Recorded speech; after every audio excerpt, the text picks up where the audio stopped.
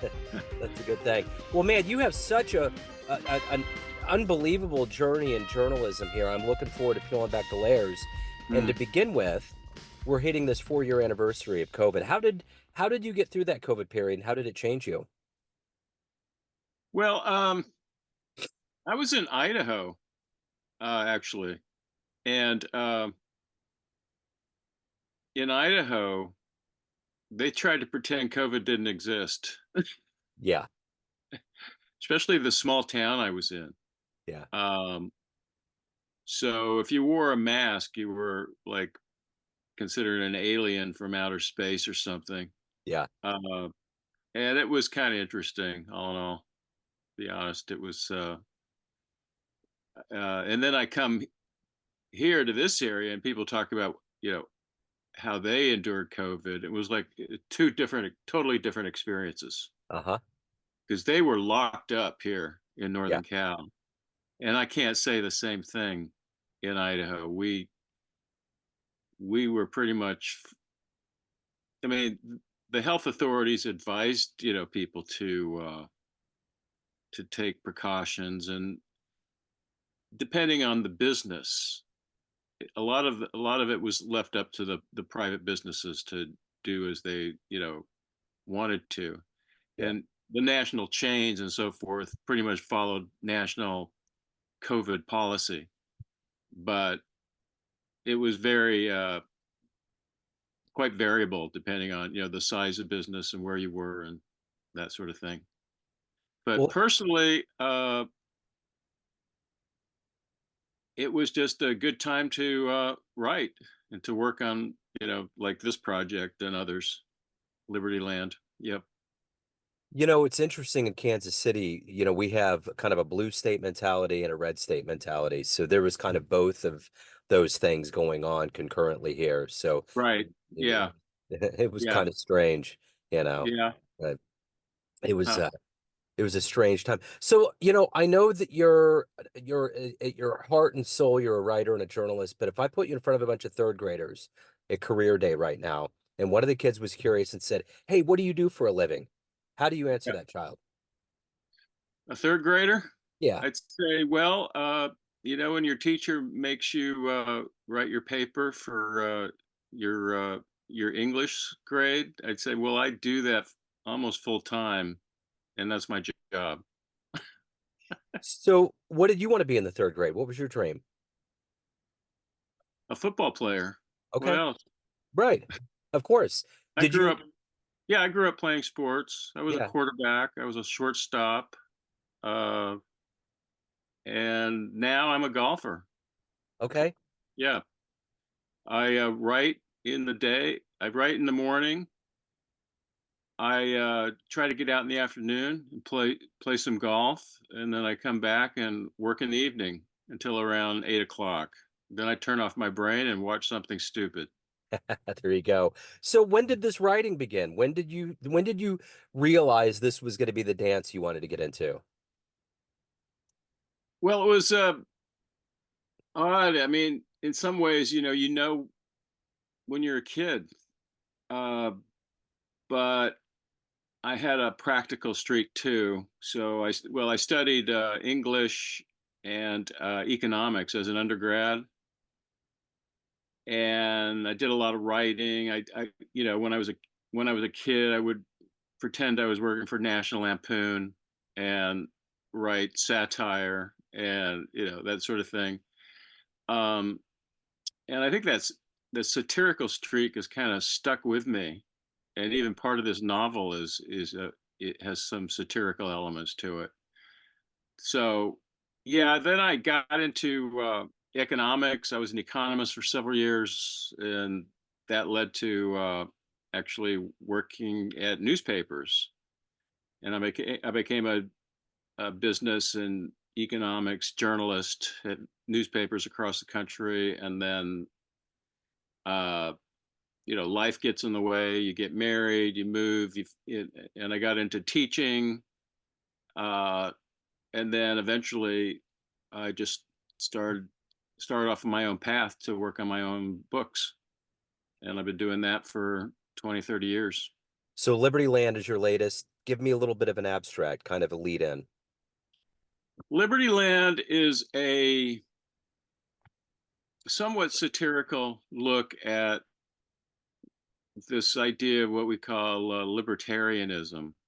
And uh, people don't use that word much, but it really is an idea that is kind of imbued in a lot of what we think of as,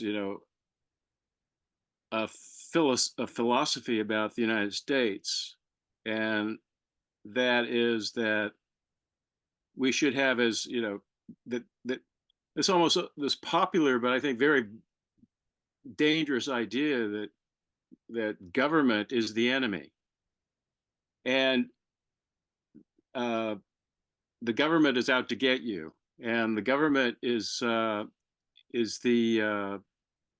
it, the American government is socialism personified or whatever. Yeah, And anyway, in the book, it's it's a it's a thriller, political thriller ostensibly, but it's also a satirical look at that very idea that you know we ought to have a country without rules. If you have a country without rules, it doesn't take you very long to realize that we need rules. yeah, If we didn't have government, we'd have to invent it yeah, to and that's pretty much the story of, the human condition. We didn't start off with governments, but we did realize that in order to function as a people, as civilized society, we had to invent government yeah, to to to make sure that the rules of the road apply to all people. yeah, And it really is an invention that allows capitalism to thrive when you think about it. yeah, Without government, capitalism can't exist. right. We can have anarchy, but we won't have capitalism without government. So So anyway, that's fascinating. No, and it's totally true. And I think about that with even spirituality and different institutions that humans have come up with. If we didn't have these things to kind of tether us to the ground, it would be anarchy. It would be total. I don't even know what would happen if we didn't have these things. exactly. You But know? it doesn't stop politicians from going on these rants Yeah. and using really nonsensical rhetoric to create division and to Hmm. make people angry when they should be thinking about how to solve, how to make things work better, not Uh-huh. to tear them down and destroy it. Absolutely. Yeah. So what was the first book that you ever read that really fascinated you and made you want to either read or write? Great question. Um, well, when I was like third grade, I read a lot of books about boys playing football at prep schools around, and but that didn't really inspire my love of literature so much as the ability to, the power of telling stories to fascinate a child's mind or a human mind. And but the I don't know if there's a first book, but I was really in love with Ernest Hemingway as a writer, Yeah. uh, in that he had the ability to reduce writing and communication and the love of story to its essence in a very powerful uh, way of communicating. And then as I got older, I got into Herman Hesse and Albert Camus and Sartre and the existentialists, Yeah. and a book called The Stranger, uh, which was set in Algiers by Camus. It was a powerful story. I Same with remember that. yeah, Yeah. very you know very sparse, powerful writing that explodes on the page. Nevertheless, it's that it makes you feel as a human being, uh, sort of what it means to be living in a very complex society with a lot of powerful forces, and we're just, for the most part, just individuals who are somewhat helpless on our own, Yeah. and we need to. That's one of the themes in the book. There's a character named Carson McCready, who was a former Navy SEAL, and he was the head of a platoon in the sea. And he has this dialogue with his son, and his son asks him, "What was it? Weren't you scared? What was it like to be, you know, constantly under the threat of, you know, your life being on the line?" And he said, "You don't really think about that. What you think about is what your job is and how you can how you can be part of that team to help the team survive. It's not about you as an individual. It's about helping that team. Your responsibility is to your other teammates, and but each one of those individuals is responsible to you too. Yeah. So you love that team more than you love yourself, in a sense, and that ironically makes you love yourself too even more, because you are working in a way that helps you personally survive as well. So So let me ask you this. What was the first piece that you ever wrote where you thought, wow, I have talent. This can go places? I was working as an economist for the state of Washington, and part of my job was to read the Wall Street Journal every day to stay up on trends in the news. And the local paper had a weekly magazine. And one day I was a labor economist, and I studied, the labor market and jobs and that sort of thing. And I had this idea that what I would write a story about people who shared jobs. This was back in the day when, we didn't have the idea of working from home on our computers was not even uh was not even conceived, because we that was even before internet. Yeah. So I wanted to write about people who shared jobs as a way to increase productivity, because the numbers show that did increase individual productivity. So I pitched the story to the local paper, and they wrote it, and the guy who edited it loved it, and I thought, I love this. I'd like to Yeah. do this. Yeah. Yeah. It almost seems like in journalism, it's almost a little bit like when people talk about tattoos. Once you get one, you get addicted and you just want to keep going. Yeah. It's You know? and maybe that's why I love golf too, because it's the same way. It's Yeah. you write that great story, and people like it, you get great feedback, and it keeps you want to, you know even though I've had many setbacks in journalism and in golf, the few successes along the way uh, give you that feeling of what it is like to do well. Yeah, You want to keep doing it. for sure. So yeah. So who's been a hero for you in your life, an inspiration? um I had a teacher in high school, and he like my regular English teacher, like, would gave me a C. She said I was a terrible writer. And I guess this was my English teacher in 11th grade or something. And then I went into 12th grade and had a new English teacher, and Mr. Cohn, I don't know. I guess he just saw something in me, and he would give me these books. He said, "Why don't you read this book and write me an essay on it?" and I'd do it. And he gave me the freedom to, without any real, the way they would do it nowadays. Oh, you got to write, give me the 5 paragraph essay and, show me how stupid you are. He said, do whatever you want and show me how smart you are. And that was just such a breakthrough experience for me that uh,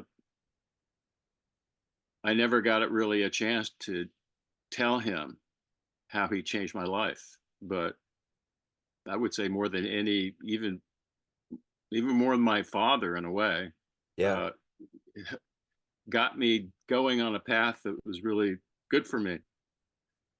So if what would be a dream interview for you? If you could pick one person alive right now and interview them and write something about him, who would that be? Oh my God. Wow. What a that's a great question.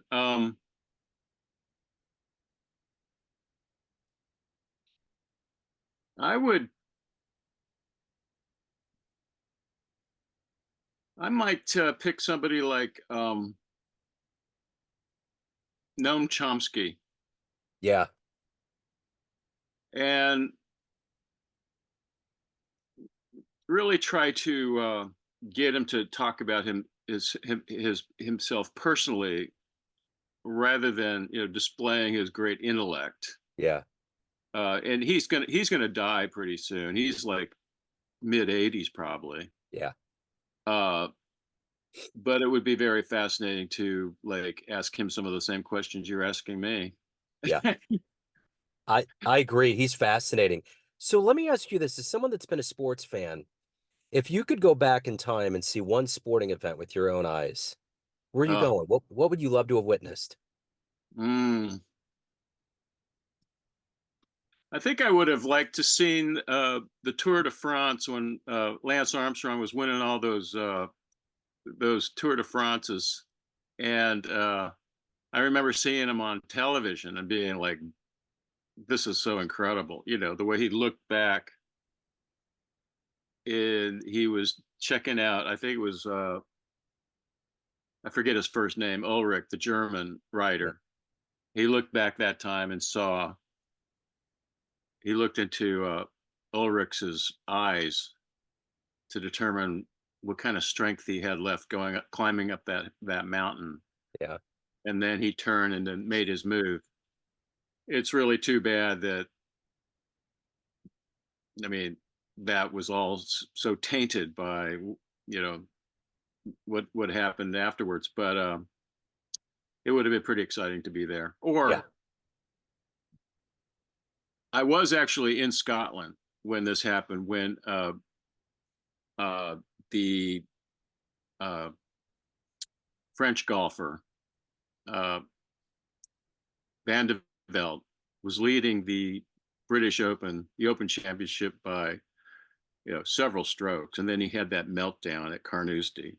I would have yeah, loved to have been there. yeah, yeah. I remember that for sure. Yeah, So, what's your motivation every day? You're obviously a prolific writer. You love creating stories and putting it on paper, but what is that motivation every day for you to get up, to make the story, and also evolve as a human being, and also what?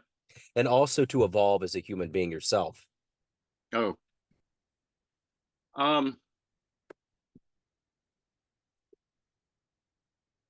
well, I'm working on a book now. It's called Alias Choice. It's about a man who, a young man who, you go back in time. He's growing up in the 70s, and it turns out he invents the world's first sentient AI, and it's told from the point of view of his niece in 2046, looking backwards, because he he created this thing, and it turns out that he was labeled a fraud because the authorities that came into being during her time in this totalitarian government decided that a sentient AI was completely contrary to their religious principles. So ruled, by fiat that this was impossible. So, in answer to your question, um, in exploring a story like that, I'm able to, in my own way, tap what it means to be human by contrasting, you know, his experience and what his pursuit was ultimately a pursuit of freedom of human spirit. And that idea, the freedom of human spirit, is works itself into my writing and in my fiction in so many ways that that's a fairly high bar to write about intelligently, but it keeps me inspired. That's that's the one core, you know, uh, element, if you will, that keeps me going every day. And when I read my pages and they reflect that, it's like that perfectly hit golf shot. Yeah, Keeps me coming back from to do it again. absolutely. So you've been pretty decorated as a writer. What is the thing that you're the proudest of in this career of yours? Mm. Um, I was working as a newspaper reporter in Connecticut, and I did a series of stories about the the Millstone nuclear power plants in Connecticut at that time. And I was able to talk to a half a dozen workers at those plants who were all former Navy submarine nuclear power experts because of their training in the Navy, and they went to work in the commercial nuclear power industry. And their uh, sense of right and wrong and bravery and coming out and sort of blowing the whistle on the safety concerns at the power plant. Uh, and I haven't I basically became their voice in a sense. I wrote these stories about that, and I won an award for those stories uh, from something called the People's Action for Clean Energy, and because of my very strict adherence to journalistic standards of neutrality, I couldn't go receive that award because it would have in a way meant that I endorsed their. I mean, it was in a way silly, but that in my young Yeah, mind at the time, I felt like I couldn't go get at their ceremony. I kind of regret that because now it would have been a way to at least recognize that I did something good for that region yeah, in helping to expose that. yeah. Yeah. So everyone has a perception of you, family, friends, your fans, but you run the show. What's your perception of you after all these years? Who do you think you are? Um, I'm just a guy who writes all these books and does all these articles and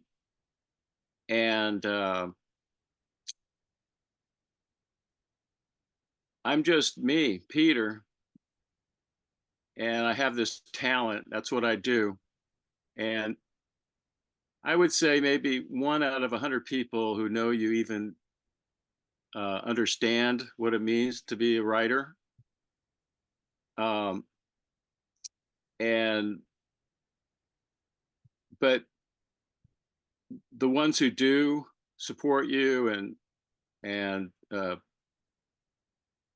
you know keep keep pushing you to do your best and to and to applaud you when you do something well, and to support you when things aren't going so well.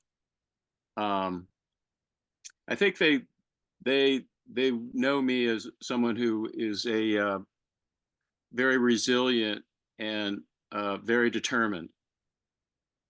And to be a writer in today's world, I think those are two qualities that you have to have. Yeah. Uh, so if I, if I were to tell a child, who wanted to be a writer, well, if you better, learn resilience, and you better learn how to be determined. And those are two qualities that will take you far in pretty much anything you decide to do, right? Yeah. I mean, whether it's sports or writing or law or medicine Yeah. or journalism. I mean, For yeah. sure. So Liberty Land is the latest book. If anybody wants to get this book, any of your previous work, articles, anything and everything about your world, where can they go? Well, there was you can find my books on Amazon. Liberty Land just came out, um, and so far it's getting good reviews. Um, they say it's a page turner. I wrote it to be a movie, so it is very visual. Yeah. So they can go to, yeah, they can get it that way or through my, my website, petersachsauthor.com. Right on. Peter, Yeah. this has been fascinating. Thank you, sir. Thank you for your story. Thank you for your time. Hey, thank you. It was Yeah. wonderful. Thank Yeah. you. I appreciate it. Yeah. Best of luck.